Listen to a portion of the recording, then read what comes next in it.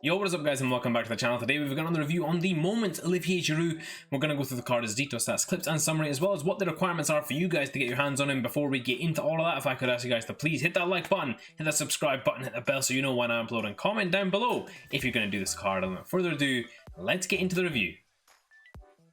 So guys, this is a team that I use Olivier Giroud and I played him at the spearhead of this 4-2-3-1 attack, making sure he was on that 10 chemistry. And overall guys, my first impressions of this card, I love this card. I mean, there's a lot of players that I think they're not suited to the meta, and Olivier Giroud certainly is one of them. He is not suited to the meta, but he just played fantastically for me. Without further ado though, let's just get into the review. Olivier Giroud, 6'4", high medium work rates, light-footed, 4-star skill moves and 3-star weak foot.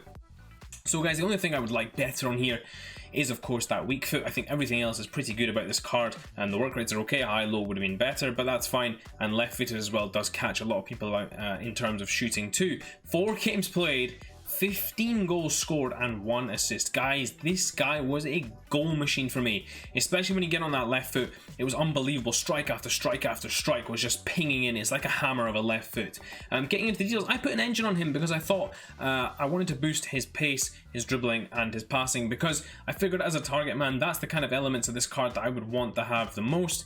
You could of course boost more of his physicality or shooting. I just wanted to go the other way in terms of my chemistry style. Getting into the key stats of this card guys, 92 attack positioning, 92 finishing, 95 shot power, 91 volleys, fantastic as well, 96 strength, 89 jumping, 99 heading accuracy, 90 reactions.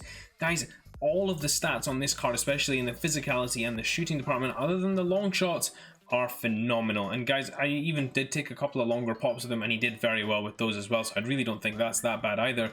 The ball control is pretty good on this card, the composure is pretty good on this card, so overall a really nice mix of stats there as well. In terms of the cons guys, of course the sprint speed and acceleration are a big one, the agility and the balance are big ones as well, and the long pass is a bit annoying as well. If you're going to use him as a target man, sometimes you want to be able to spray the ball out wide or use his passing range a little more. I would have liked that to be a bit higher.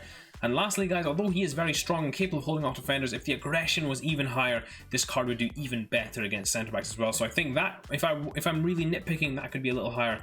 Overall guys, this is a fantastic card. Getting into the player traits, he has 3: the flair trait, the outside the foot shot trait and the team player trait. All lovely traits to have. No finesse shot trait, even though in the requirements there is something relating to finesse shots. We'll get into that shortly, and actually in fact we're going to get into that right now. Let's go to what the requirements are for you guys to get your hands on. So guys, getting into moments Giroud's requirements. It says 2 goals using crosses with left wingers in the managerial masterpiece. Score a finesse goal in 3 separate matches using French players in the managerial masterpiece. Score 10 goals using Premier League forwards. Win 8 matches with at least 2 French players in your starting squad, and score in 15 separate matches using Premier League players. Now guys, overall I think the score in 15, as is always the case with these objectives, the longest one is generally the most dry one. That's an okay one to do.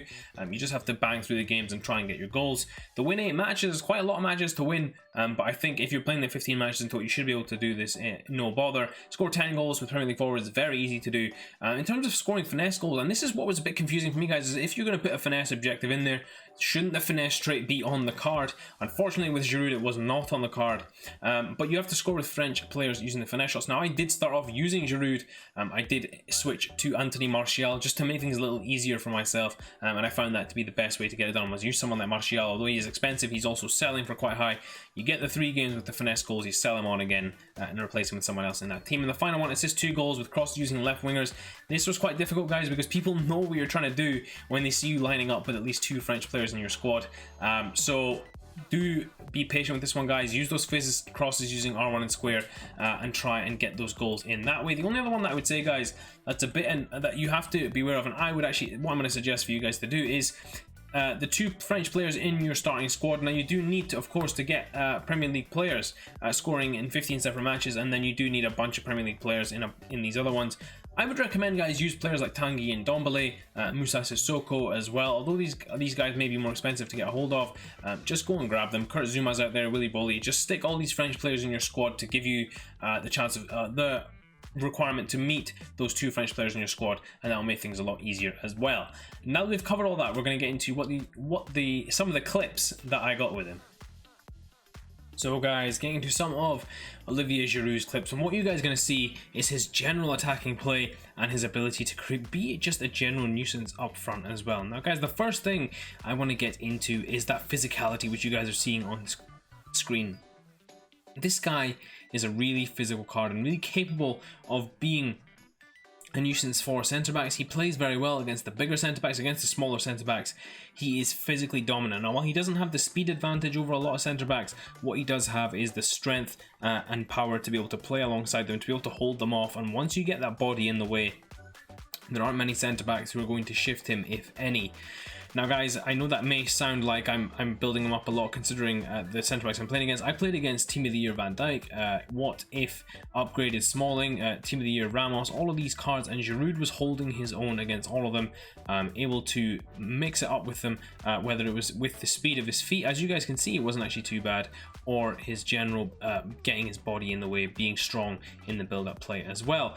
Now that nicely dovetails me into my next point, which is his dribbling. Now whilst parts of it are clunky, and you do need to boost the agility and balance in my opinion, what I will say about this card's dribbling is his ball control is pretty good, and his reactions are good as well, which means that you're able to move reasonably well with this card when you do apply the right chemistry style to him.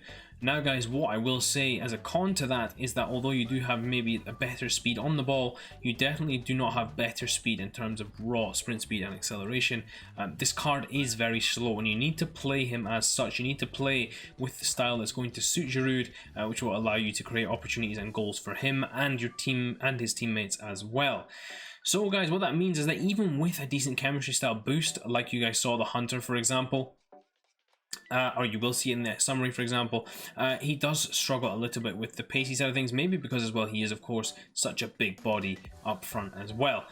Bringing me on to the next point guys, which really we've covered two of the cons. The final con that we want to cover is that weak foot. I did feel like his weak foot was a bit of a problem, although I could use it at times. It is 3-star weak foot. I found that his left foot I had to be more reliant on, not to say that I wasn't capable of relying on that, because that left foot is an absolute mallet, but it would have been nice to have a 4-star weak foot, because sometimes his 3-star weak foot did miss some easy chances. Now guys, that brings me into the next point, which we'll get into very shortly, which you guys will see in the clips as well. Related to this was his shooting. As I mentioned before, that left foot is absolutely phenomenal. It's so powerful and lethal in what he's able to do with it in and around the box that it's a real problem for defenders, whether they're fullbacks or they're centre backs. He's able to finish brilliantly with that left foot. Now, as you guys can see here, there's a number of chances that he's sticking away, whether it's a header, whether it's a long shot, whether it's a chip, whether it's a simple finesse shot. He's able to do it all. Now, one thing I would say, guys, is that stupidly, they have not put the finesse shot trait on this card. I feel like they should have. It would have been a bit better for this card in terms of usability. So his finesse shots aren't the strongest, guys. If you just use the power strikes that he has, simple shooting, that will give you much better results like this here, and you'll just be able to smash the ball into the back of the net. Now guys, that brings me into the final part of this card. Probably, I don't know if it's the best thing, but it's certainly joint favourite of mine was the heading as well. And this is an important factor to mention in a standalone, because it is so important how this card plays as a target man, as a big man. He has 99 heading accuracy and a reasonable level of jumping. I'm not sure if it's in the 90s off the top of my head. But what that does give you guys is the ability to play off the goal kicks longer, to be able to play the ball into that striker and win it and head it down to your wingers, and then to be able to start attacks further up the pitch and have less players to go through in terms of your opponent's team. Makes it a lot easier to win things off corners, to win it off crosses in general, just to set different dimensions to your team and allow you to play in different ways and mix it up against your opponent. Now guys, as we get into these final few clips, you're just going to see more of the same. That mallet of a left foot finishing chances over and over again. You guys can see there, that's Team of the Year Van Dijk right there that's chasing him around. He's got absolutely no chance against Giroud, and once he gets onto the fullback, he's too strong for them. They won't be able to hold him back. So that's really a big plus of this card too, that he's able to just stroll past fullbacks. And in this final clip, guys, from start to finish, Giroud was involved in this. Plays the ball through there, gets it back actually on the edge of the box from Jack Grealish after a pass from Lamar, turns the defender and smashes it in. So guys, getting into this final Olivier Giroud summary, of course, doesn't cost you anything to do, just your time to grind out this card. In terms of the key stats, of course, guys, as we mentioned, the shooting stats phenomenal, the physicality phenomenal on this card as well. The reactions and ball control are pretty decent, and overall his heading is brilliant as well, guys. You saw the headed goal that he got from me, and some of the headers he was winning, really fantastic in that regard too. If I was to recommend a chemistry style, guys, now, I actually like the engine on him a lot. I think the engine does suit his playstyle. It certainly does help with the agility and balance, and generally his dribbling as well. His pace goes up a significant amount too, and his passing ability is significantly improved too. However, guys, there's a number of ways that you can go with this card depending on how you want to play him. Of course, I played him as a big man, target man up front, holding up the ball, playing the ball off, and laying off his teammates. So I needed more of a technical player in that role than normally would be the case. You could put a hunter on him. That's what it does to his shooting and pace as well. Really fantastic boost there to that. But there are a number of ways you can go with this card, guys. My preferred one is the engine in that regard.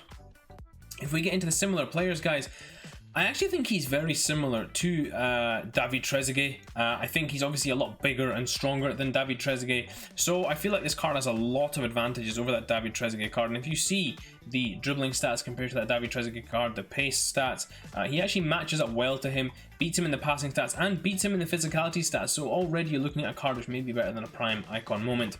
I do think this card also, of course, has the size advantage over him, the strength advantage, so really does play well in that regard.